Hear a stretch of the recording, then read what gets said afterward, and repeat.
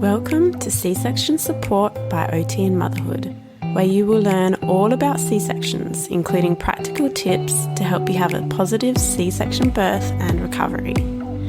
I'm Christy, occupational therapist and mum of 2 little ones born by C-section. I've discovered just how little information there is out there to support you after a C-section, and I'm passionate about making change. Knowledge is power. Let's cut out the overwhelm so you can enjoy your pregnancy and new baby. A little reminder that this podcast is for education purposes only. It does not replace individualised advice from your own healthcare team. Alright, let's get started. Hello, welcome to episode 5 of C-Section Support by OT in Motherhood podcast. Today, we are going to talk about how to have a gentle C-section. You might be wondering, what is a gentle C-section? So it's not a specific way of doing the surgery, but more of a gentle approach to the birth. It aims to make the experience more like a vaginal birth, with the baby going to the mother as soon as possible, and it also promotes early initiation of breastfeeding. The approach involves the family and also provides more choice and control over the experience. It aims to have the C-section more like a personalised birth experience rather than just a surgery experience where it values the emotional side of birth as well. So I've realised that a lot of aspects of my own births had a gentle approach. I hadn't actually heard of this term before I had my eldest daughter, but because my birth was a planned C-section, I was given the opportunity to fill out a birth plan by the hospital, and on that it had, tick boxes and some space to fill in comments, and it had some choices that could easily be incorporated into the birth. And since then, I've also heard of other approaches too that might be possible depending on your provider and your obstetrician as well. So today I'm going to talk about a few common options and choices that you might be able to incorporate into the birth of your baby. The first one is having your support person with you for as much as possible of the birth experience. So for me, my husband was with me while I had my spinal anaesthetic, and then he was apart from me for that brief period where I was taken into the theatre. So the hospital where I gave birth, the anaesthetic happened in a room off to the side, and that's partly because the hospital had one theatre that was just for C-sections, so it was a bit of like a revolving door of women going in. So one woman would be getting their anaesthetic while another would be in the theatre having their baby. And I actually heard, a baby's first cries when I was getting my anaesthetic sorted out from in the different room. So yeah, he was apart from me just for that time that I was wheeled into the theatre and then moved onto the actual operating theatre, and sort of everything was set up, and then he was brought in and was able to sit right by my head basically. And then obviously he was there throughout the actual birth. And then while I was moved into recovery, he was with me there as well until I was taken all the way up to the ward, and then stayed with me for several hours after that. I gave birth to both of my babies in a public hospital, so my husband wasn't able to stay overnight, but he stayed for, the duration of the visiting hours after I'd had both of my babies. It was really important and valuable for my husband to be there throughout the experience, because obviously it's the birth of his kids as well, and it was great emotional support for me as well. And he also remembers different things than I do. So there's some parts that I just can't remember, and he's able to remember those, so that's really special as well. Another thing that's quite easy to do is to have music playing during your births. So I think for my daughter, I went into labour early and we hadn't actually sorted out a playlist. For my son, we had, and I honestly don't even remember if we handed over the phone to get the playlist played because I have no idea what music was played. I think they did ask us, and even for my daughter as well, they did ask us what we wanted playing, like what radio station or what type of music. I don't remember what I said, and I would have no idea what song was playing. I think I was just so focused on my baby that, I didn't hear any music at all. But that might be something that you really value. Maybe you have some music that really calms you down, or that you just want to associate with the birth of your baby going forward. And you can, make up a playlist. On Spotify, there's existing playlists as well that you can look into and see if any of those suit you. One aspect of a gentle C-section that I don't think I had, and is obviously up to the surgeon, is actually having a slower delivery of the baby. So I've heard that they can deliver the baby's head first and then slowly let the rest of the body be birthed out the incision. So it's more closely mimicking a vaginal birth. And the benefit of that is that it can help the fluid be squeezed out from the baby. One thing that does happen in C-section births is that babies can have a little bit more fluid, which again, I didn't know with my first daughter until it was the first night and she was making funny noises, and then the midwife was saying, it was because she had extra fluid.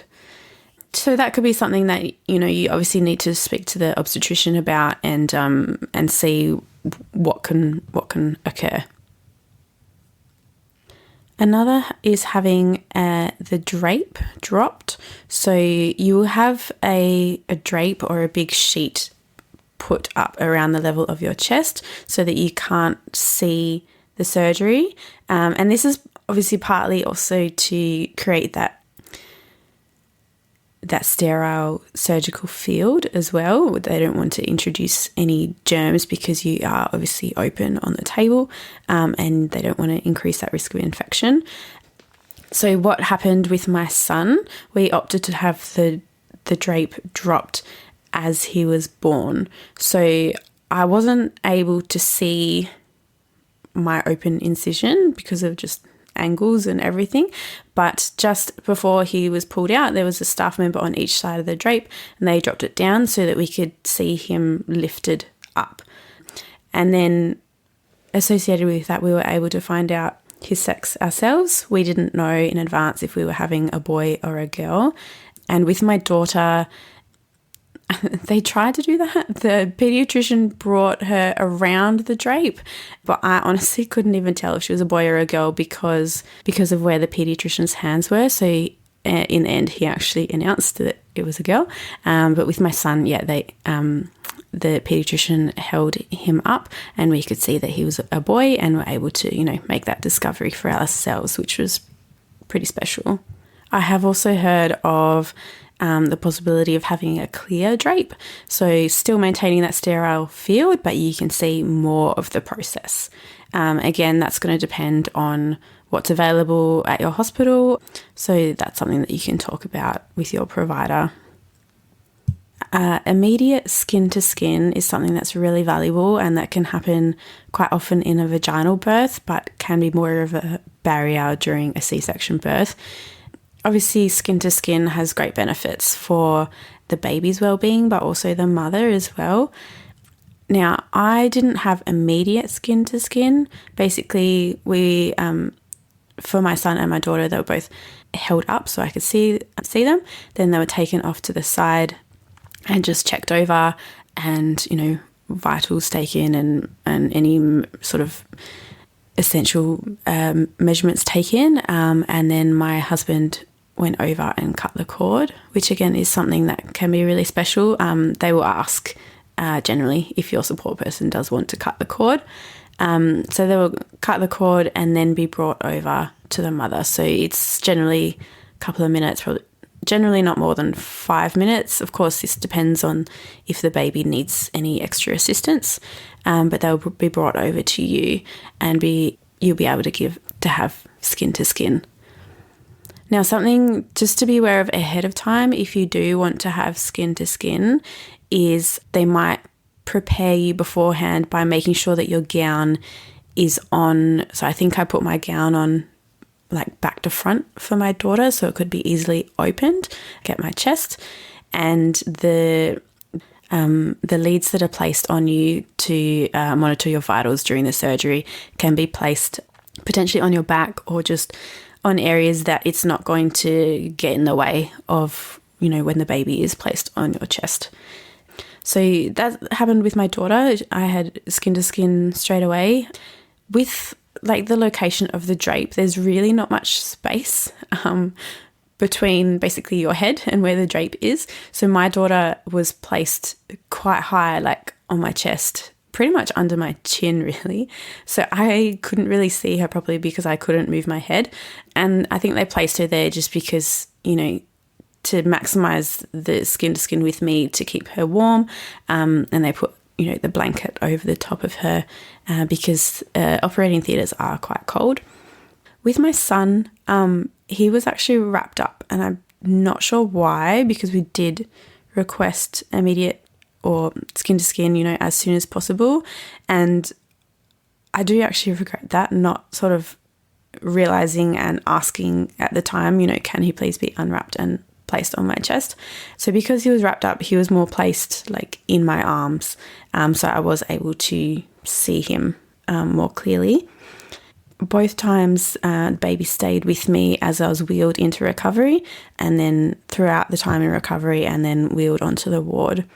I was also helped and encouraged to breastfeed in recovery, which I was able to do successfully for both babies. I've heard of this, being promoted in theatre. I think in some ways it would be a little bit more difficult, and like I said, partly the logistics of how high the drape is placed, that there's not much space to actually place the baby.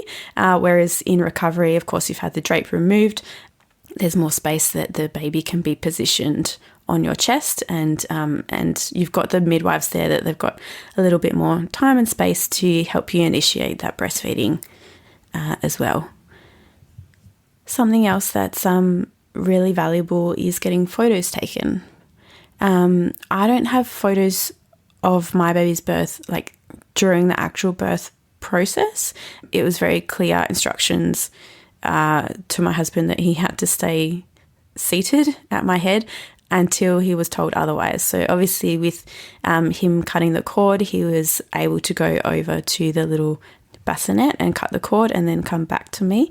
But otherwise he was told, you're not to stand up and you're not to move. I think they've had probably too many instances of support people fainting. I know that, one midwife said that that's definitely happened before.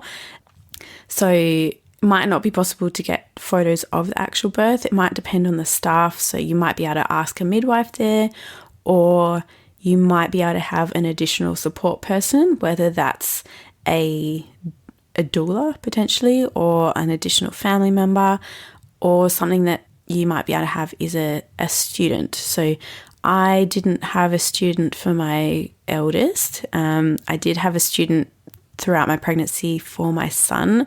Unfortunately, she was unwell on the day of my birth, so she wasn't actually there. But if you do have a student, you can, hand them your phone and tell them that as much as possible, they're responsible for taking photos. I do have photos though that were taken in theatre, and that was when my babies were born and they were in my arms, and then the staff member took our first family photos, which are really special. On that note, it might be a good idea if you are having music as well to have two phones. So have your support person have big pockets and have your phone and their phone in their pocket. So one for music and one for photos as well. All right, so that's just an introduction of some fairly common ways that you can have a gentle C-section and some choices that might be available to you. There are some other things that I've heard of that are probably a little bit more rare and a bit more niche. And again, all hospitals would be open to those, but I think I'll talk about them in another episode, so stay tuned. For now, if you haven't had your baby yet, then it can be a good idea to talk to your partner or your support person about what options you might want to pursue during your birth experience. Write a list, take it to your next appointment with your provider to discuss about what might be possible. As I mentioned earlier, each hospital and obstetrician will have their own guidelines, so it's good to know what is possible and to also have that opportunity ahead of time to advocate for your preferences. And obviously, the earlier that these things are discussed, then the more time you've got to advocate for what you want and for the hospital or the obstetrician to make those considerations for you. Thanks for listening today. Feel free to contact me at OT in Motherhood on Instagram if you have any comments or suggestions for upcoming episodes. Don't forget to subscribe below, check out the show notes, and I will see you next time. Bye.